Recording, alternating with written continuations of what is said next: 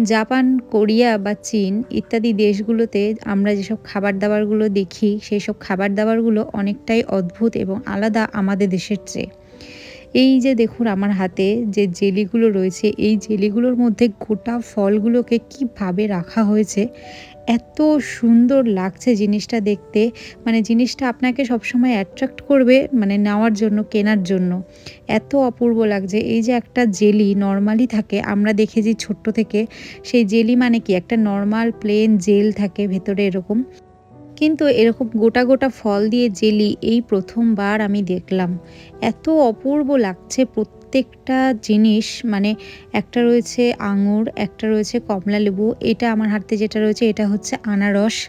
মানে তারপরে এটা দেখুন এটা হচ্ছে পিচ ফল। মানে বিভিন্ন ফলের গোটা, গোটা যে ভেতরটাতে দিয়েছে এত অপূর্ব লাগছে মনে হচ্ছে আমি সবগুলোই কিনে ফেলি। মানে আলাদাভাবেই যেন জিনিসটা আপনাকে আকর্ষণ করছে। একেকটার দাম ছিল ২৫৮ ইয়েন, যেটার ভারতীয় মূল্য প্রায় ৳১৩০ মতো।